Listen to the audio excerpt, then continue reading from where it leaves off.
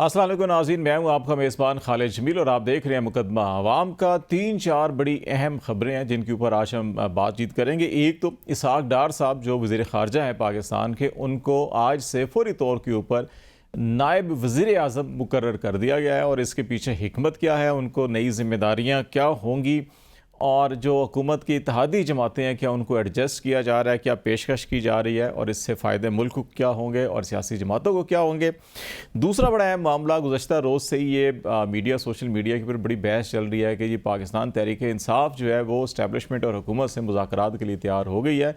TORs तय होने हैं और उसके बाद फिर मुज़ाकरात होंगे। तो ये TORs क्या हो सकते हैं, इस वक्त ये मुज़ाकरात ख्वाहिश किसकी है और ज़रूरत किसकी है और मुल्क को किस चीज़ की ज़रूरत है, ये 3-4 अहम हवाले होंगे जिससे हम बात करेंगे। फिर अदलिया जो है वो मुसलसल दबाव में भी है और जजेस के खतूत से लेकर अभी तक जो मामलात हैं, अभी इस वक्त भी इस्लामाबाद हाई कोर्ट के जस्टिस बाबर सत्तार के ख़िलाफ़ मीडिया सोशल मीडिया के ऊपर बड़ी भरपूर कैंपेन चलाई जा रही है और 3-4 सरकारी इदारे भी अदालत में जस्टिस बाबर सत्तार को ही टारगेट कर रहे हैं और एक दरख्वास्त फ़ाइल की गई जी कि वो जो फ़ोन टेप करना और फिर ऑडियो लीक्स करना जो है कि इस केस से बाबर सत्तार साहब अलग हो जाएं।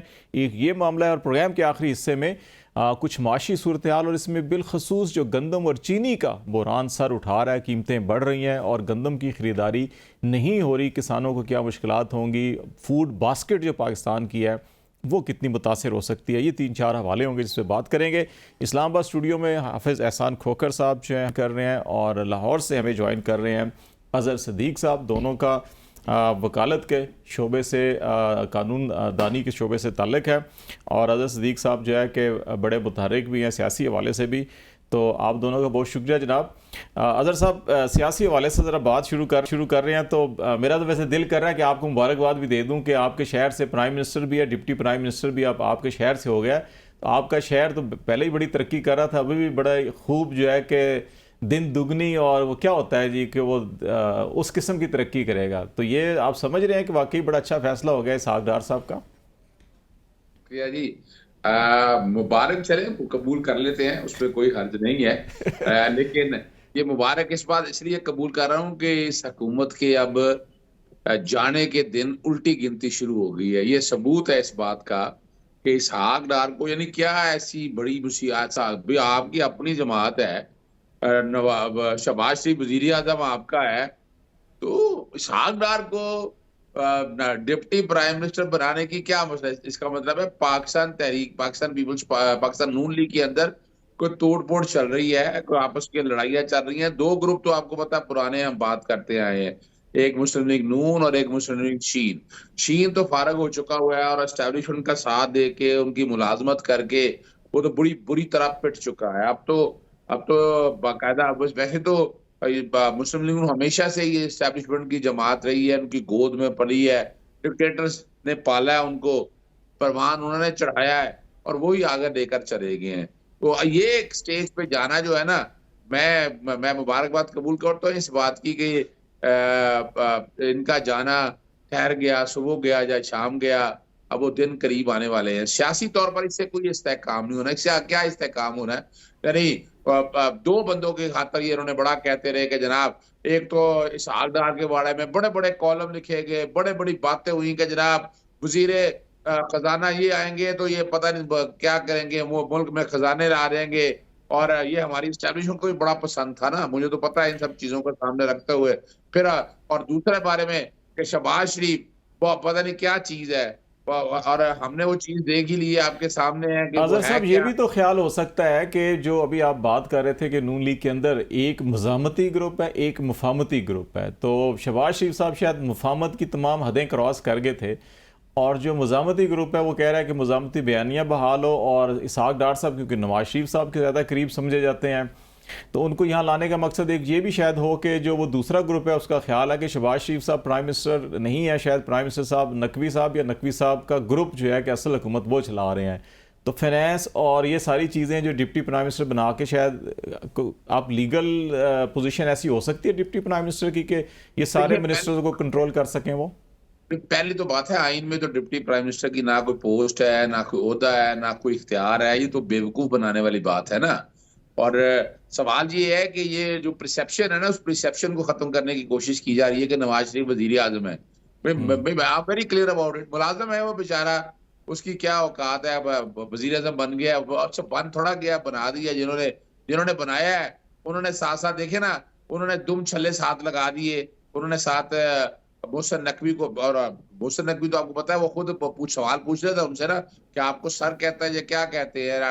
यहाँ से ये जब तक देखिए, जब एस्टेब्लिशमेंट का एक रोल अपनी किसी एक हद तक काबिल कबूल है, लेकिन जिस तरह ये हुकूमत भी चला रहे हैं, जिस तरह ये चाह रही है कि जनाब मुल्क का मईशत भी चलानी है, लॉ एंड ऑर्डर आपके सामने सत्यानाश कर दिया इन लोगों ने। मुल्क में जितनी गुंडागर्दी और बदमाश इस वक्त, आप जरा सोचो तो सही ना, स्मगलिंग का क्या हाल है। आप जरा गौर करें, महंगाई देखें, लूट मार देखें, मिलावट देखें, यानी इतना बुरा हाल हो गया। ये मैंने तो किसी जमहूरियत यानी ये कैसा दौर है कि पीछे वो लोग बैठे हुए हैं और सामने ये लोग कुछ नहीं कर पा मतलब रहे। हाथी के दांत जो है वो दिखाने के ओर हैं और खाने के ओर हैं, ये चल रहा है। जरा हाफिज साहब, आपसे भी जरा हम पूछ लेते हैं कि जो लीगल कॉन्स्टिट्यूशनल पोजीशन है उस पर डिप्टी प्राइम मिनिस्टर का ओहदा नहीं है, तो फिर ये बनाने का मकसद क्या हो सकता है? सियासी मकसद हो सकता है सिर्फ ये कि जो नवाज शरीफ साहब का ग्रुप है उसको किसी पोजीशन पे ला के कुछ चीज़ों को कंट्रोल किया जा सकता है, या सिर्फ ये बस एक पॉलिटिकल ऑप्टिक्स है, बस ठीक है कुछ दिखावा करना है, या कुछ, या वाकई कुछ हासिल भी किया जा सकता है इससे? बिस्मिल्लाहिर्रहमानिर्रहीम। खालिद भाई, आपका बहुत शुक्रिया। पाकिस्तान का जो कॉन्स्टिट्यूशन है या उसके नीचे जो आपके रूल्स ऑफ बिज़नेस बने हुए हैं, उसके अंदर किसी भी जगह जो है ना सीनियर मिनिस्टर का कॉन्सेप्ट है और ना ही आपके पास डिप्टी प्राइम मिनिस्टर का एक कॉन्सेप्ट है। उसके अंदर तीन ही ओहदे आपके चलते हैं।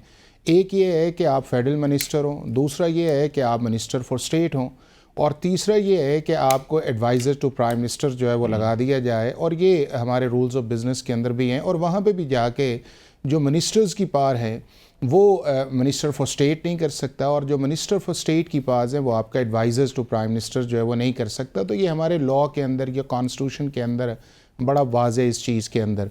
दूसरा ये है कि हाँ, हमारे मुल्क के अंदर मुख्तलिफ़ एग्ज़ाम्पल्स रही हैं कि जिसके अंदर जब पीपल्स पार्टी का रिसेंट टाइम आया था, लास्ट जो था 2008 से 13 के अंदर, तो चौधरी परवेज़ इलाही साहब को भी एक डिप्टी प्राइम मिनिस्टर जून 2012 से मार्च 2013 तक वो जब उनकी कोalitions बनी थी पाकिस्तान पीपल्स पार्टी के साथ, तो उस वक्त वो डिप्टी प्राइम मिनिस्टर का उन्हें ओहदा दिया गया था। लेकिन कॉन्स्टिट्यूशन या लॉ के अंदर उसका है नहीं। हाँ, पॉलिटिकली जो है वो इस हद तक हो सकता है कि अगर आप किसी के साथ आपका पॉलिटिकल अलायंस है तो उस पार्टी को एलिवेशन के लिए आप कर सकते हैं। लेकिन अपनी पार्टी के अंदर ये करना, मेरा ख्याल ये है कि उसका एक ही एस्पेक्ट जो मुझे शायद इसीलिए एक तासुर लिया ही जा रहा है कि जो ये समझा जा रहा था कि नवाज शरीफ साहब के करीबी जो है कि वो नहीं खालिद भाई, ऐसा नहीं, ऐसा नहीं। मैं आपको ये बताऊं कि हमेशा से एक ये मिथ रही है कि शायद मियाँ नवाज़ शरीफ या मियाँ शहबाज शरीफ के दरमियान में जो है वो कोई ऐसा डिफरेंस है या कोई ऐसी चीज़ है। और अगर आप पिछले कई सालों से, दहाइयों से आप देखें तो आपको कोई ऐसी चीज़ नज़र नहीं आती कि जिसके अंदर जो है जो मियाँ शहबाज शरीफ साहब है उन्होंने मियाँ नवाज़ शरीफ को डिफाइंस किया हो, या मियाँ नवाज़ शरीफ साहब का जो ट्रस्ट है उसको मियाँ शहबाज शरीफ साहब ने जो है वो किसी एंगल से जाके उसको डिफाई करने की कोशिश की हो। हमेशा जो है वो इस पार्टी के अंदर एक ही शख्स का नाम चलता है और एक ही शख्स जो है वो अथॉरिटी के तौर पर इख्तियार इस्तेमाल करता है, और वो है मियाँ नवाज़ शरीफ साहब। अब जो एक चीज़, हाँ, पॉलिटिकल ऑप्टिक्स के लिए एक बयानिया बनता है कि जी एक कहता है कि जी वो थोड़ा सा आप प्रोवोक करके चलें, दूसरा कहता है कि नहीं आप उसको चले, बट इंटरनली जो है इनकी फैमिली जो है वो एक ही चीज़ पे। अब जो मैं जिस एंगल से इसको थोड़ा सा मैं देख रहा हूँ वो शायद मुमकिन है, हो सकता है ये है चूँकि जो फाइनेंस थी वो हमेशा से इसहाक डार साहब जो हैं वो इस फाइनेंस मिनिस्ट्री के अंदर रहे हैं, और उसके नीचे जो है वो आपकी CCI ये चीज़ें चलती रहती हैं, या आपका ECC जो है वो उसके अंदर वो है।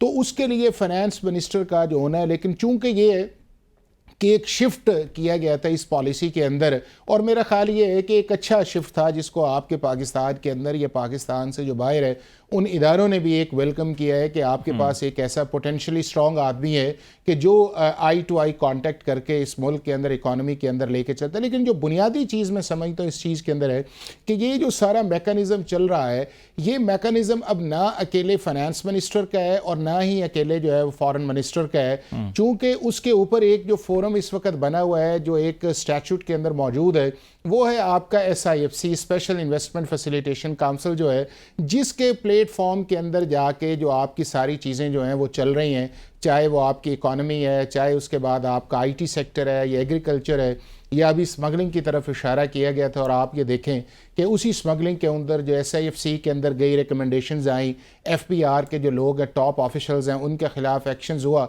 तो वो एक जो कलेक्टिव विजडम का है। हाँ, हो सकता है कि उसके अंदर एक ऐसी चीज़ हो कि जिन चीज़ों के अंदर प्राइम मिनिस्टर जो है उनकी इंगेजमेंट किसी और जगह हो, उन चीज़ों को करवाने के लिए जो है वो आपको एक ऐसा शख्स चाहिए कि उन चीज़ों को स्पीड अप कर सके। चूँकि मैं समझता ये हूँ कि इस वक्त SIFC का या गवर्नमेंट का जो टॉप का एजेंडा इस वक्त यही है कि जो आपकी स्ट्रक्चरल रिफॉर्म्स हैं और वो जो आपकी चीज़ें हैं, जो आपने प्राइवेटाइजेशन की तरफ जाना है, या आपने उसके बाद जो है देखें अभी जो एक इशू आया है कि जो मेरा समझता हूँ कि गवर्नमेंट का एक उसको प्रोएक्टिव था कि जो रिटेलर्स के ऊपर जाना चाहिए था और वो रिस्पांस जो है वो ट्रेडर्स की तरफ से नहीं आया, या आपने टैक्स जो DDP जो है आपने उसकी तरफ बढ़ाना है, और वो मेरा ख्याल है कि शायद वो एंगल है कि उसके लिए आपने एक डेजिग्नेशन को क्रिएट करके सर्टेन एरियाज के अंदर जो है उनकी एक्सपर्टीज को बेसिकली उसको जरा देख रहे हैं, उसको एड्रेस करने उसको एड्रेस करने के लिए। और जहां तक ये कहना कि शायद उसके अंदर ये है कि प्राइम मिनिस्टर्स की पास जो है वो कम होंगी,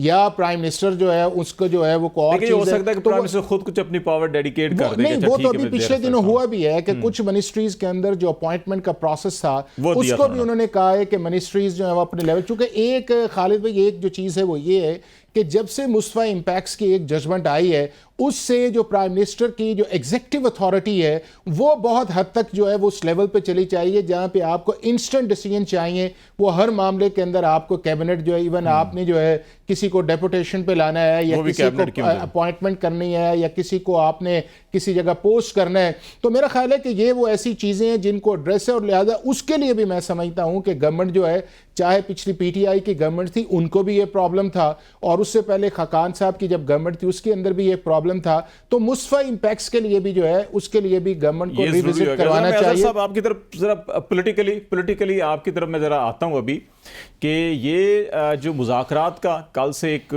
बड़ा शोर शराबा हो रहा है कि जी कि PTI और इमरान खान साहब जो हैं कि वो हुकूमत एस्टैब्लिशमेंट से मुज़ाकरात के लिए तैयार हो गए हैं, और PTI का ख्याल है जी कि ये कानून और आइन के ताबे मुज़ाकरात हों, नंबर 1, और नंबर 2 पहले TORs तय किए जाएंगे और फिर मुज़ाकरात होंगे। तो आप क्या समझते हैं कि ये आइन और कानून के ताबे मुज़ाकरात, तो हमेशा शायद जो भी एग्रीमेंट होता है वो कानून आइन के ताबे ना हो तो वैसे ही वो वैलिड नहीं होता, तो TORs क्या हो सकते हैं बेसिकली कि जिसकी मुख्तलिफ लोग तशरीह कर रहे हैं, लेकिन आप क्या समझते हैं कि क्या होना चाहिए? देखें, एक बात तो बड़ी वाज़ेह है कि हमने जितने तजर्बे करने थे SIFC वगैरह बना के हमने हासिल क्या किया है, स्मगलिंग बढ़ी है और लूटमार बढ़ी है। अगर आप देखिए सिर्फ हमें बताया ना कि एडवांटेजेस क्या हुए हैं आपके, ये जो कुछ आपने बनाया है, आपने आईने पाकिस्तान 1973 की खुला खिलाफ वर्जी की है। आईने पाकिस्तान ने ऐसा कोई स्ट्रक्चर या मैकेनिज्म नहीं दिया था, और ना ही होना चाहिए। असूली तौर के ऊपर आप एडवाइजरी बॉडियां बना लें जितनी मर्जी आप, वो ठीक है। अब आए अगली बात की तरफ। देखिए, जहां तक तो बात है कि एस्टैब्लिशमेंट के बगैर कोई भी मुल्क आगे चल नहीं सकता, वो कोई भी हो। आप अमेरिका में बैठे हैं तो पेंटागन और CIA सारे मामला को लेकर चल रहा होता है। अब आप अगर इसराइल में है तो मोसाद लेकर चल रहा होता है, आप इंडिया के अंदर जाएं तो रॉ लेकर चल रहा होता है। आप अगर वहाँ वलीदा बात है कि वहाँ रॉ का इतना ये पोजीशन नहीं है या बाकी दुनिया के अंदर, लेकिन हमारे यहाँ जो है ना इन सारे और एस्टैब्लिशमेंट सिर्फ खाली इसको नहीं समझना हमने। एस्टैब्लिशमेंट एक मुरक्कब है, वो जुडिशियल एस्टैब्लिशमेंट भी है, जो ब्यूरोक्रेटिक जो ब्यूरोक्रेटिक में बैठी हुई है वो एस्टैब्लिशमेंट है, और फौज के अंदर एस्टैब्लिशमेंट बिल्कुल इसमें कोई शक नहीं है, वो हमारे बुगला में एस्टैब्लिशमेंट है, और सिविल सोसाइटी के अंदर एस्टैब्लिशमेंट है जिनका कहीं ना कहीं से है कहीं ना कहीं सिस्टम के अंदर। और हम देख रहे हैं ये सारा जो कुछ भी हालात है। अब सवाल ये है कि पाकिस्तानी तारीख में जितना देर डिक्टेटर ने हुकूमत की, जितना देर अगर सिविल हुकूमतों ने हुकूमत की, तो वो ना होने के बराबर ही है। हम देखते आए हैं किसी ना किसी शक्ल में एक पार्टी तोड़ दो, हमने रिकॉर्ड में हमारे पास 50-50 है ना जनाब, कुछ 70 सालों में से 35 साल उनके हैं, 35 साल सियासी जमातों के हैं। लेकिन वो 35 साल सियासी जमातों में भी वही जो सियासी जमातें, यानी अपना पाकिस्तान पीपल्स पार्टी पैट्रियट बन गई, मुस्लिम लीग काफ बन गई, पाकिस्तान तरीके। वैसे अजहर साहब सियासी जमातें भी दो ही रही हैं, या मुस्लिम लीग, चाहे वो कन्वेंशन लीग हो, चाहे वो फंक्शन लीग हो, चाहे वो नून लीग हो या काफ लीग हो, मुस्लिम लीग और पीपल्स पार्टी, ये वैसे दो जमातें ही रही हैं हुकूमतों में ये 35-40 साल ना। लेकिन आज हमें बैठकर सोचना है, क्या एस्टेब्लिशमेंट के ये तजर्बे कामयाब रहे? इससे मुल्क को नुकसान हुआ है, ये मानना पड़ेगा हमें। अब कि हमें इससे फायदा क्या हुआ? क्या आपने यानी कट टू साइज करने के, यानी पाकिस्तान तहरीक इंसाफ के साथ जो कुछ अब हो रहा है, और यार ये अब सियासी जमातें आपस में, देखें वजह क्या है। हमने देखा कि क्या पाकिस्तानी सियासी जमात में सियासी जमातों का कोई रोल है, वो देख लिया हमने कि सियासी जमातें इस लायक ही नहीं है कि वो अगर वो चाहती, अब मिसाल के तौर पर बड़ा उन्होंने कहा कि वोट को इज्जत दो का नारा लगाया और बड़ी कोशिश की कि जनाब हम बैठकर ये करें और सियासी जमातों को आगे लेके आए। टाइम था इसका इस वक्त, वो इस टाइम की बजाय उन्होंने फिर एस्टेब्लिशमेंट के पीछे छुप के ये सारा कुछ होता रहा। ये अब सियासी जमातों का तो फेलियर ही है ना। तो इसीलिए बैठकर ये तय हुआ कि इसका बाकायदा एक TOR बैठकर बने, यानी मिसाके इन्होंने इतनी दौड़ लगा के मिसाके जमहूरियत किया, क्या किया ये 2.5-3 सालों के अंदर मिसाके जमहूरियत रोल के रखती इन लोगों। वो उससे पहले भी रोल रहा था बेचारा। जरा भी शर्म नहीं आई, जरा भी ख्याल नहीं आया इन लोगों को। क्या कहें, किस मुंह से फेस कर सकते हैं, बता दें इनके लिए फेस करने के लिए। नहीं, अब टाइम ऐसा है कि बिल्कुल एस्टैब्लिशमेंट का रोल होना है और वो रहना है, वो मुल्क को चलाने। लेकिन वो भी मेरा ख्याल है कि देखिए कॉन्स्टिट्यूशनल डोमेन में हर चीज़ है अजहर साहब, उसके अंदर ही सारी चीज़ें हो तो ज़्यादा अच्छी लगती हैं। हाफिज़ साहब, ज़रा मैं आपसे पूछना चाहूँगा कि इसमें तो कोई शक नहीं है कि मुज़ाकरात की ज़रूरत जो है वो पाकिस्तान की है और ख्वाहिश जो है कि वो भी आलमोस्ट तमाम स्टेक होल्डर्स की है। लेकिन अब इसको आगे बढ़ना कैसे चाहिए, और इसके अंदर बुनियादी जो नुकात हैं, और हमें कानून और आइन को अगर सामने रखना है तो फिर उसको देख के उसके अंदर हमें किस किस इदारे को या किस किस फरीक को क्या किरदार अदा करना चाहिए, ये वो बेसिक सवाल है जो मैं आपसे पूछना चाह रहा हूँ। मुझे ब्रेक का कहा जा रहा है, ब्रेक ले लेते हैं, तो ब्रेक के बाद नाज़रीन वापस, तो ये जो सवाल छोड़े जा रहा हूँ इस पे हाफिज़ साहब से भी और अजहर साहब से बात करेंगे, और कुछ जुडिशल मामला जो हमने पहले डिस्कस किए थे उनके ऊपर भी बात करेंगे। ब्रेक के बाद हमारे साथ रहिएगा।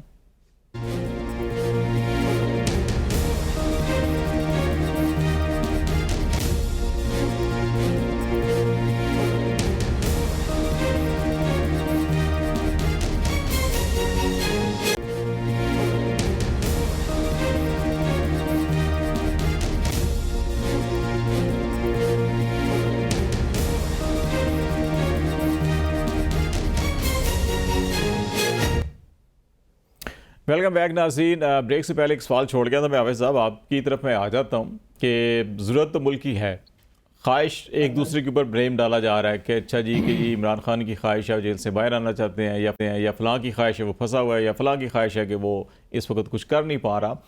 लेकिन जो बुनियादी नुक्ता है और वो है अवाम की राय और उसकी एहतराम करना, मैंडेट का एहतराम करना और फिर मुल्क को आगे लेकर चलना। तो आप क्या समझते हैं कि जो अगर TORs की बात होती है तो वो बुनियादी तौर के ऊपर क्या होने चाहिए? देखिए, एक तो ये है कि ये एक बड़ी अच्छी बात है कि जो PTI के अंदर जो है वो एक चीज़ इस चीज़ के अंदर आए है कि हमें पाकिस्तान की पॉलिटिकल स्टेबिलिटी के लिए या पाकिस्तान के लिए जो है हमें आगे बढ़ना चाहिए। अब उस आगे बढ़ने के लिए आपके पास दो आपके सामने चीज़ें हैं। एक ये है कि जो आपकी पॉलिटिकल पार्टीज़ हैं जो इस वक्त गवर्नमेंट के अंदर हैं, और दूसरा वो है जो पाकिस्तान की इस्टेब्लिशमेंट है। और जिस तरह इस्टेब्लिशमेंट जो है वो उसके भी कई कंपोनेंट्स हैं, और उनके अंदर जो कंपोनेंट इम्पॉर्टेंट है वो आपकी पाकिस्तान की अदालतें हैं या पाकिस्तान की जो सिक्योरिटी इस्टेब्लिशमेंट है। अब उसके अंदर ये है कि अगर आपने इस मुल्क को आगे लेके जाना है तो फर्स्ट ये है कि जो एक रिकन्सिलिएटरी मोड है उसकी तरफ जाना चाहिए। आप ये चाहते हैं कि हम पाकिस्तान की सिक्योरिटी इस्टेब्लिशमेंट से बात करके जो हमारा मैंडेट है उस पर बात होनी चाहिए, बिल्कुल उस पर बात होनी चाहिए। क्या मैकेनिज़्म होना चाहिए? बिल्कुल मुनासिब बात है कि उस मैकेनिज़्म के अंदर बात करनी चाहिए, चूँकि ये बिल्कुल जिस तरह कहते हैं इट इज़ नॉट एक्सेप्टेबल कि एक का मैंडेट जो है वो दूसरी तरफ जाए। लेकिन उस मैंडेट को अगर दूसरी तरफ जाता भी है या गया भी है तो उसके लिए आपके पास लीगल फोरम्स हैं या आपकी जुडिशरी है, या उस मैकेनिज़्म को आप टाइम बॉन्डेड के अंदर कर दें। दूसरा, मैं समझता हूँ कि PTI को एक और ये चीज़ चाहिए कि हर एक चीज़ सियासत के अंदर जो है वो टाइमिंग बड़ा इंपॉर्टेंट होता है। अगर ये सारी चीज़ें इलेक्शन से पहले उस प्रोसेस के अंदर चली जाती, या जिस वक्त वोट ऑफ नो कॉन्फिडेंस था उसके बाद जब इस्लामाबाद की तरफ ये आए उस वक्त भी एक अंडरस्टैंडिंग थी और चल रही थी कि अक्टूबर के अंदर इलेक्शन होने चाहिए, फिर उसके बाद आप देखें कि लाहौर से एक लॉन्ग मार्च चला गया। तो मेरा ख्याल ये है कि PTI को थोड़ा सा जो है वो अपनी जो एजिटेटिव पॉलिटिक्स है उससे अभी बाहर निकलना चाहिए, और जो ग्राउंड है इनसेन एलिमेंट्स है उसकी तरफ। एलिमेंट क्या है उसके अंदर कि नंबर 1 ये है कि पाकिस्तान के अंदर कॉन्स्टिट्यूशनल सुप्रीमेसी होनी चाहिए। नंबर 2 ये है कि पाकिस्तान की जो अदालतें हैं वो इंडिपेंडेंट फैसला करें। तीसरा ये है कि पाकिस्तान की जो एस्टेब्लिशमेंट है वो पार्ट एंड पार्सल है, और जहां गवर्नमेंट को सपोर्ट की ज़रूरत आए, देखा ना कि आप पीटीआई का 3-3.5 साल का देख ले, तो हर मौके के ऊपर जो फॉर्मर प्राइम मिनिस्टर थे उन्होंने फौज के रोल को अप्रिशिएट किया, उन्होंने इंटेलिजेंस एजेंसीज के रोल को अप्रिशिएट किया। वो भी कॉन्स्टिट्यूशनल रोल होता है ना, जब सिविल एंड एड जब आपको जरूरत होती है। मैं वही एक समझता हूं ना कि मैं वही समझता हूं, फिर उसके लिए फिर आपको बैलेंस की जरूरत है, और वो बैलेंस क्रिएट किसने करना है? वो बैलेंस खाली 2 चीजों ने करना होता है। एक ये है कि उस बैलेंस के अंदर आप अपनी जो गवर्नेंस है या अपने इनिशिएटिव्स है उनको बेहतर करें, और दूसरा ये है कि पब्लिक परसेप्शंस के अंदर आप उन चीज के अंदर जाएं कि जिसके अंदर आपका जो रोल है वो बड़े और आम आदमी जो है उसको फायदा हो। लेकिन अगर आप सिर्फ एस्टैब्लिशमेंट पर रिलाय करके आप ये समझे कि हम सक्सीड हो जाएंगे, या उसके अंदर मुझे आप ये बताएं ना कि जो पाकिस्तान का पिछले 14-15 साल से एक फंक्शनल सिस्टम जो डिसीजन मेकिंग का हुआ है, उसके अंदर कितने लूप होल्स बने हुए हैं कि जिसके अंदर 18वीं तरमीम के बाद सूबे अपनी मर्जी से चल रहे हैं, फेडरल गवर्नमेंट अपनी मर्जी से चल रही है, और हर प्राइम मिनिस्टर ने इस चीज, अब आप देखें कि आपका जो एनएफसी अवार्ड है 60% सूबे ले जाते हैं, आपका मरकज जो, तो अगर उसके अंदर एक जेन्युइन एफर्ट आई है, और उस एफर्ट के अंदर चाहे आपका SIFC का फोरम आया है या प्रोविंशियल गवर्नमेंट आई है, और उसके अंदर ये चीजें किसी और तरफ चली जाएंगी। नहीं, वो देखें, चीज ये है कि अगर आपने पाकिस्तान को आगे लेके जाना है तो कन्फ्रंटेशन से तो जा नहीं सकता, पाकिस्तान के अंदर हर वक्त लड़ाई से तो जा नहीं सकता, पाकिस्तान की अदलिया से लड़ाई से जा नहीं सकता। जमहूरियत के अंदर बुनियादी नुकता जो है ना वो हक खालिद, जमहूरियत के अंदर 2 चीजें हैं, एक ये है कि इख्तिलाफ राय, और दूसरा ये है कि जो आपको वोट दे वो आपके हक के अंदर वोट काउंट होना चाहिए, यही वो बेसिस होना चाहिए। लेकिन उसके लिए जो इंपॉर्टेंट चीज है वो ये है कि आप उस एनवायरनमेंट के अंदर तो आए ना, और वो एनवायरनमेंट उसके अंदर ये है कि आप 1, 2, 3, 4 साल के अंदर उस मोड के अंदर जाएं, और उसके बाद ये है कि आप जेन्युइन रिफॉर्म्स करें, इलेक्शंस के अंदर करें। वो देखते हैं, तो अभी बैठते हैं तो क्या करते हैं। लेकिन एक और बड़ा अहम मामला, अजहर साहब मैं आपसे ये बात कर रहा हूं, फिर हाफिज साहब से ही बात करेंगे कि जो एक मुसलसल ये तासुर है कि अदलिया के ऊपर दबाव है, और ये अभी से नहीं है, हम हिस्ट्री उठा के देख लें, बहुत से बड़े बड़े तारीखी फैसले हैं जो अदालतों ने खुद भी बाद में ठीक भी किए। जुल्फिकार अली भुट्टो केस भी हमारे सामने है। अभी ये जो मामला चल रहे हैं, और अभी 6 जजेस का खत, सुप्रीम कोर्ट का नोटिस, एग्जेक्टिव की यकीन दहानी की बिल्कुल नहीं है। चीफ जस्टिस साहब कराची में कह रहे हैं कि मेरे होते हुए बिल्कुल कोई दबाव नहीं था। लेकिन अभी फिर जो है कि इस्लामाबाद हाई कोर्ट में एक जज को टारगेट किया जा रहा, सोशल मीडिया के ऊपर जिस किस्म का सारा वो मटेरियल वो नेपाल के नंबरों से आ रहा है। मतलब नेपाल में किसी को क्या इंटरेस्ट हो सकता है जस्टिस बाबर सत्तार से, नंबर 1। और नंबर 2, फिर रियासत के 4 इदारे उसी जज को टारगेट करते हैं कि अच्छा इसको फलां केस से अलग कर देना चाहिए। तो ये तो तासुर तो अभी भी कायम है कि नहीं, एग्जेक्टिव जो है वो इदारों को या जिसको भी इस्तेमाल कर रही है अदलिया के अंदर मुदाखलत, और वो सारा कुछ तो अभी भी कायम है उसी तरह से। फिर सिर्फ एक सवाल का छोटा सा जवाब देके कि अगर एस्टैब्लिशमेंट चाहती तो मुल्क में इलेक्शन हो सकते थे वक्त के ऊपर। अब वो क्या वजह थी? अब जो रिक्वायरमेंट थी नवाज शरीफ की या उनकी, एक चीफ जस्टिस आएगा और हालात ऐसे हो जाएंगे, और हमने वही कुछ देखा। तो अगर एस्टैब्लिशमेंट चाहती तो क्या था, इमरान खान ने गलत तो नहीं किया था वक्त से पहले, समझियत है वो आईनी हक था उसका, और बिल्कुल आइन के मुताबिक किया था, और फिर बाकायदा इलेक्शन कराने का कहा, इलेक्शन होने ही नहीं दिए गए। आपके सामने है, तो ये सारा कुछ सोचना है, इसीलिए सबको मिलकर बैठकर आपस में तय करना है। और अगर आप मिलकर बैठकर तय नहीं करेंगे, आएगा भाई अगली बात की तरफ। आपने पिछले देखा जनरल बाजवा के बारे में बात करते या बाकी लोगों के बारे में बात करते, आपने देखा लोग किस तरह उठाए गए, किस तरह आप खुद कितना दिन रह के आए हैं, आपने क्या ऐसी बात कर दी थी? ये समझ की बात है ना। तो ये यहाँ कसूर किसका? यहाँ भी एस्टैब्लिशमेंट का कसूर है कि एस्टैब्लिशमेंट वही जोर रखे ना, जब तो बाकी दो रखना है तो हर इदारे की तरफ उसी तरह जोर होना चाहिए। और जो मौजूदा हुकूमत जो काम कर रही है, मौजूदा हुकूमत का आप अंदाजा लगा ले कि क्या वो खुद नहीं करवा रही है, खुद नहीं है पीछे, उनके पीछे ट्रोलिंग करने वाले वही लोग तो नहीं है। और जिस तरह और मकसद क्या है, और वो जस्टिस बाबर सत्तार ने ऐसा किया क्या है? वो सिविल लिबर्टीज के आदमी है हमेशा से। इस्लामाबाद हाईकोर्ट इस वक्त पूरे मुल्क में, इस्लामाबाद हाईकोर्ट एक ऐसी वाइब्रेंट हाईकोर्ट है जो डर और खौफ अगर था भी तो उन्होंने एक्सप्रेस कर दिया। लाहौर हाईकोर्ट आप देख कर सही, आप कभी किसी ने कीजिएगा प्रोग्राम, मैं बताऊंगा कि क्या हाल है लाहौर हाईकोर्ट का। लाहौर हाईकोर्ट जजेस क्या हिम्मत ही नहीं करते। और कितना मैं इतना मवाद आपको दे सकता हूं कि जो साबित करेगा कि नहीं, अगर याद रखिए, हम सुना करते थे कि अगर अदालतें इंसाफ करें तो मुल्क बहुत आगे चल सकता है। यही अदालतों ने तो इंसाफ नहीं किया। आज पाकिस्तान तहरीक इंसाफ जो भुगत रही है 250 केसेस, एक करीम इमरान खान के खिलाफ गौर तो करें ना, ये इधर का कोई केस है, साइबर का कोई केस है, इतना कुछ कहने के बावजूद क्या हो सका। फिर अगर आप आ जाए तोशा खाना बंद वाला केस देख ले, उसमें जुरिस्डिक्शन नहीं थी, 137 सेक्शन के तहत था कि 120 दिन के अंदर इस्तगासा दायर होना था, नहीं हुआ। वो आज तक हमारी अदालतें इस्लामाबाद हाईकोर्ट चीजों से नहीं फैसला कर सके। प्रोविडेंट फंडिंग देखिए आप, कंटेम्प्ट की प्रोसीडिंग देख ले, कंटेम्प्ट जो है ये यादव साहब हर दौर में इस किस्म के केसेस मिल जाते हैं ना, फिर असल प्रॉब्लम तो ये भी है। नहीं, इलेक्शन कमीशन का इख्तियार है, वो एक सेक्शन डाल दिया उन्होंने, वो सेक्शन हमने चैलेंज किया, इनके आर्टिकल अपना 204 के मुतसादम है, आप अंदाजा लगाएं, उसी को फैसला नहीं हो सका। फिर और बाकी मामलात में, यानी सिर्फ इसी में नहीं, यानी अब ये छोटी सी बात ले लें, मुझे बताएं आप, इलेक्शन कमीशन के पार्टी सिंबल के हवाले से 11 जनवरी को केस आया, 13 जनवरी 14 जनवरी को सुप्रीम कोर्ट ने लगा लिया, 1 अप्रैल को मखसूस चीजों वो मई के आखिरी हफ्ते में सुने लग रहे हैं। नो नहीं, वो मई के आखिरी हफ्ते में लग रहा है ना, मई के आधा, उसको छोड़े आप, मैं लाहौर हाईकोर्ट का बता देता हूँ, सेक्शन 215 जो है वो आइन से मुतसादम है कि इलेक्शन सिंबल लेने से चले, अदलिया को आज़ाद होना चाहिए बैरूनी मुदाखले से, इससे हम एग्री करते हैं। मैं जरा क्योंकि आखिरी 1 मिनट है, मैं हाफिज साहब से भी जरा एक कमेंट ले लूँ तो फिर हम ब्रेक की तरफ भी जाने हैं। तो हाफिज साहब, ये अदलिया के अंदर से मुदाखलत दबाव जो है कि ये ख़त्म तो होना चाहिए, कैसे होगा?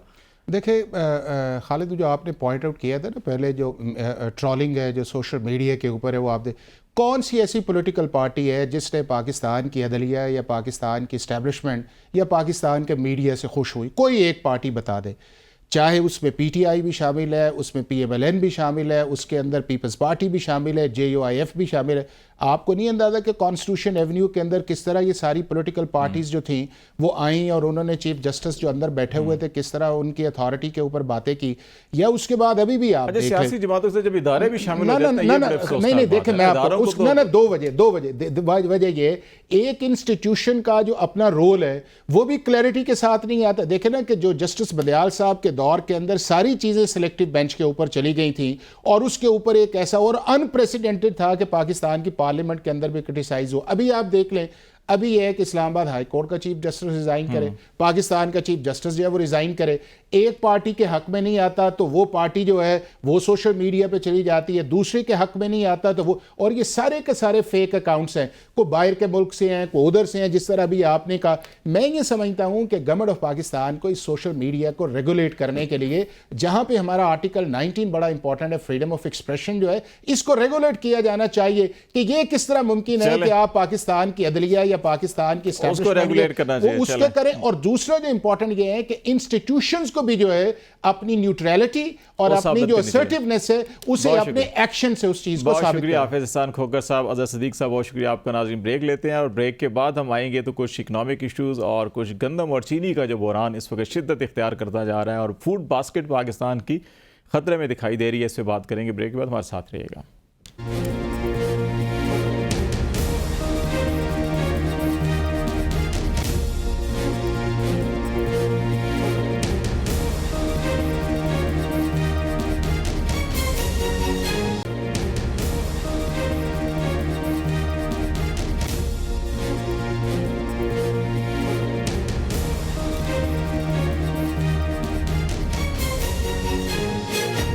वेलकम बैक नाज़रीन। दो बड़ी अहम खबरें हैं जिस पे हम बात करना चाहेंगे। एक तो ये कि हमने इस 9 महीने में मोबाइल फ़ोन की इंपोर्ट के ऊपर $1.5 अरब खर्च किया, जबकि हम दूसरी तरफ IMF से $1 अरब लेने के लिए ज़मीन आसमान एक कर देते हैं, आवाम के ऊपर बोझ अलग से और बहुत सारी इस्लाहात के नाम के ऊपर जो कुछ होता है वो भी सारा हमारे सामने है। और दूसरा जो फूड बास्केट हमारी वीट ख़ास तौर के ऊपर हर घर की ज़रूरत भी है, 3 मिलियन टन हमने इंपोर्ट कर ली ये फरवरी मार्च के अंदर, और अभी हमारी अपनी गंदम जो है वो सड़कों के ऊपर पड़ी हुई है और ख़रीदी नहीं जा रही, हुकूमत पॉलिसी भी नहीं बना रही। तो ये हम क्या करना चाह रहे हैं? खाकान नजीब साहब हमारे साथ हैं, इकोनॉमिस्ट हैं, बहुत शुक्रिया आपका। खाकान साहब, एक तो ये बताइएगा कि हम चले पहले ये IMF और इस बात पे कर लेते हैं कि हम क्यों नहीं, गवर्नमेंट ने तो कुछ ना कुछ करना ही होता है, हम खुद आम शहरी भी अगर अपना लाइफस्टाइल थोड़ा सा बेहतर कर लें तो मेरा ख्याल है बहुत कुछ हम कंट्रीब्यूट कर सकते हैं। एक छोटी सी एग्जांपल है ये कि हमने IMF से अगर $1 अरब लेना है तो $1.5 अरब हम फ़ोन के ऊपर एक्सपोर्ट जो कर रहे हैं, इंपोर्ट कर रहे हैं, उसके ऊपर ही खर्च कर देते हैं, तो हम ये क्यों नहीं कर सकते?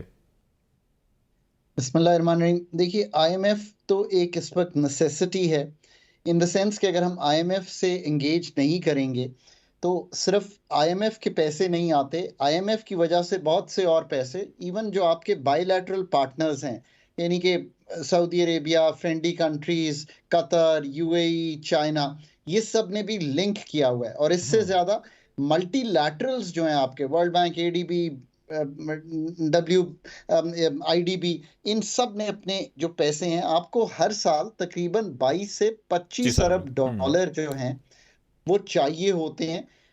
डेट कुछ आपने रीप्रोफाइल कराना होता है, कुछ नया लेना होता है, कुछ वापस करना होता है, but you're handling a portfolio जो इनकमिंग ग्रॉस आपको फाइनेंसिंग चाहिए। सो IMF इसलिए इंपॉर्टेंट है। पर आपकी दूसरी बात में भी बहुत वजन है। पाकिस्तान एक हाई कंजम्पशन सोसाइटी बन गई है। हमारा जो कंज्यूमर है वो ग्लोबल होता जा रहा है और जो हमारा एक्सपोर्ट का बास्केट है वो लोकल होता जा रहा है। यानी कि हमारे एक्सपोर्टर पहले जो एक्सपोर्ट भी करते थे अब वो डोमेस्टिक ही बेच लेते हैं। सो ये एक बहुत बड़ा तजाद आ गया है और उसकी वजह से हमारी इंपोर्ट ज्यादा नहीं है पर हमारी एक्सपोर्ट बहुत कमजोर है और हमारी कंजम्पशन लेवल्स बहुत ऊपर हैं और हम सेव बहुत कम करते हैं। इसलिए हम दूसरे मुल्कों की सेविंग्स या बोरोइंग्स पे डिपेंडेंट हैं टू रन आवर इकोनॉमी। हमारी सेविंग्स रेट बहुत लो है पर हमारी कंजम्पशन 90-92% है।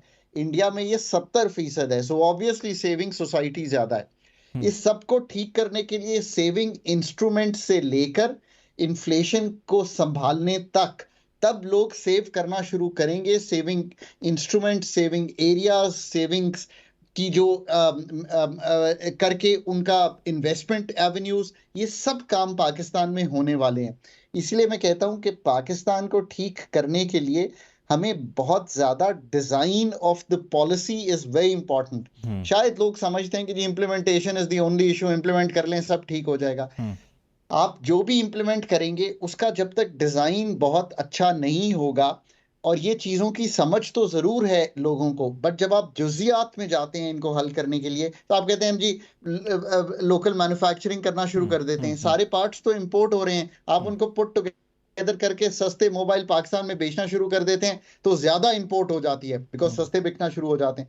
सो you really have to think, import को रोकना मसले का हल नहीं है। एग्रीकल्चर की बहुत पैदावार बढ़ा के एक्सपोर्ट किया जा सकता है। इसी तरह पाकिस्तान में service industry is the second export. ITES Pakistan में कॉल सेंटर्स बनाना, ये किया जा सकता है। मैन्युफैक्चरिंग के मसाइल मच डीपर हैं। ये एक ओवरऑल जायजा है जो मैंने आपको पेश किया है। इसमें कोई डाउट नहीं है कि लो सेविंग्स, लो इन्वेस्टमेंट मुल्क के दो कलीदी मसाइल हैं और एक इसकी वजह हाई कंजम्पशन लेवल वो ज्यादा। अच्छा, आपने अभी एग्रीकल्चर का भी जिक्र किया, तो अगर एग्रीकल्चर में हम एक चीज़ बड़ी अहम डिस्कस करना चाह रहे हैं कि पंजाब ने गालबन 40 लाख टन पिछले साल गंदम खरीदी थी, इस दफ़ा अभी तक पॉलिसी नहीं बनाई, और 30 लाख टन जो है कि हमने पिछले 2 महीनों में इंपोर्ट भी कर ली। तो ये इस मौके पे इंपोर्ट करना कि जब हमारी फसल तैयार हो रही हो और फिर अब अपनी फसल खरीदी नहीं जा रही, तो अगले साल तो हमारे लिए और मसाइल पैदा हो जाएंगे। फिर मैं हमेशा कहता हूं कि पाकिस्तान का जो असल मसला है वो तो ये है कि हम डेटे को ना समझ सकते हैं, ना ही उसको एनालाइज कर सकते हैं, ना ही इस चीज़ पे भरोसा कर सकते हैं कि डेटे की क्वालिटी बहुत अच्छी है। ये तो हमें, अगर इंपोर्ट ज़्यादा हुई है, मैं आपकी बात थोड़ी देर के लिए मान भी लूँ, तो ये तो फिर डेटा डिपेंडेंसी हमारी ऐसी होनी चाहिए थी ना, हमें पता था कि 29.2 मिलियन टन गंदम आ रही है, तो हमने क्यों ज़्यादा इंपोर्ट की और हमने क्यों नहीं ऐसी इंपोर्ट पॉलिसी को संभाला कि जब हमें दिखाई दे रहा था। ये तो एक बात हो गई, पर इससे एक डीपर बात है। देखिए, वीट एक ऐसी मार्केट है जिसमें फुटप्रिंट ऑफ द गवर्नमेंट बहुत ज़्यादा है। आप खरीदते भी हैं, आप एक्सपोर्ट भी खुद करते हैं, आप स्टोर भी करते हैं, आप उसकी वीट की कीमत भी सेट करते हैं। अब ज़रा इस क्रॉप को कंपेयर करें एक और क्रॉप से जिसने इस साल $3 अरब की एक्सपोर्ट की है पाकिस्तान से। चाहे वो इसीलिए हुई कि इंडिया ने उस क्रॉप की एक्सपोर्ट नहीं की तो पाकिस्तान को एक मौका मिला, वो है राइस। गवर्नमेंट का फुटप्रिंट राइस में 0 है। ना वो राइस की कोई कीमत सेट करती है, ना ही राइस को प्रोक्योर करती है, ना ही राइस को इंपोर्ट करती है, और ना ही राइस को एक्सपोर्ट करती है। आपने कभी राइस का नाम पाकिस्तान में ये सुना है कि कमी हो गई? ये जरूर सुना है कि राइस जो है वो पाकिस्तानी बनस्पति जो है वो दुनिया में compete करता है, और इस साल $3 बिलियन की अगर एक्सपोर्ट ना होती तो आपको पाकिस्तान की एक्सपोर्ट बहुत गिरी हुई दिखाई देती compare to the last year. अब आपको ये सोचना है, लम्हा फिक्रिया ये है कि क्या वीट में आपने इंटरवीन कर करके इसी तरह इस सिस्टम को चलाना है, या गवर्नमेंट को अभी फौरी तौर पे तो आप नहीं कर सकते, पर आहिस्ता आहिस्ता इस चक्कर से निकालना है कि गवर्नमेंट प्राइसेस ना सेट कर रही हो, गवर्नमेंट प्रोक्योर ना कर रही हो, बल्कि एक मार्केट मैकेनिज्म पे ऑपरेट करने दे। ये जरूर बात है कि आप थोड़ा सा एक स्ट्रेटेजिक रिजर्व वीट का, बिकॉज वो स्टेपल क्रॉप है, वो रख सकते हैं मुल्क में, बहुत थोड़ा सा। दुनिया की हाई सीज पे वीट खड़ी हुई है, जहाज खड़े हुए हैं। जब भी इंपोर्ट करनी होगी, मतलब महीनों में नहीं, हफ्तों में नहीं, दिनों में नहीं, घंटों में वीट पाकिस्तान के बॉर्डर पे होगी, पाकिस्तान के सी पोर्ट्स पे होगी। तर्ज़े अमल बदल नहीं पा रहे पाकिस्तान में हम, इसलिए कामयाबी की तरफ जा नहीं पा रहे। ये वो पॉलिसी डिजाइन्स की लैकिंग है पाकिस्तान में, ये वो सोच की कमी है, ये वो पाकिस्तानी डॉक्टर्स की इनपुट की कमी है कि आज भी हम उसी तरह मुल्क को चलाने की कोशिश कर रहे हैं जो पिछली 2-3 दिहाइयों से हमारे लिए फेवरेबल साबित नहीं हुआ। गवर्नमेंट का फुटप्रिंट प्राइवेट सेक्टर की कंपेटिटिवनेस को तोड़ा है। एग्रीकल्चर में काम आपने करना है, आप R&D करें, हुकूमत का ये काम है, जितना मर्जी खर्च करें। यील्ड्स को बेहतर करने के लिए काउंसिल जो हमारी PARC, NARC, एग्री यूनिवर्सिटीज हैं, अच्छे दुनिया से प्रोफेसर लाएं, पाकिस्तान यहाँ पे तरबियत दें। जो इस चक्कर में हुकूमत पड़ जाए कि आज ये खरीदना है, आज वो बेचना है, आज इस चीज की कीमत सेट करनी है, फिर मेरे दोस्त आप मुझसे ये पूछते हैं कि यार हुकूमत तो फायर फाइटिंग में ही लगी रहती है, निकल जाएं आप इस काम से। चले दूर। जिस दिन हम नहीं, ये मैं आपको बड़ी डीप गुफ्तगू कर रहा हूँ आपके प्रोग्राम में, ये मैं सतही गुफ्तगू करता नहीं हूँ, क्योंकि मैं चाहता हूँ कि मीडिया को यूज करूँ कि वो डीप एनालिसिस कोई सुन सके और उस पे अपना माइंड चेंज कर सके। पाकिस्तान में you have to change your mind about how we run businesses, how we run regulation, how we procure crop management. हम कौन सी क्रॉप लगाना चाहिए पाकिस्तान में, कौन सी नहीं, ये बहुत ज़रूरी है। बहुत शुक्रिया डॉक्टर खाकान नजीब साहब हमारे से बातचीत कर रहे थे, और इस पर बुनियादी नुकता यही है कि हमें लॉन्ग टर्म बुनियादों के ऊपर सोचना चाहिए। रिसर्च एंड डेवलपमेंट के ऊपर अगर हम फोकस करें और डे टू डे बिजनेस जो है वो मार्केट के ऊपर अगर छोड़ दिया जाए तो शायद पाकिस्तान की मीशत ज़राअत बेहतर हो जाएगी। आज तक के लिए इतना ही। खालिद जमील को इजाज़त दीजिए। अल्लाह हाफिज़।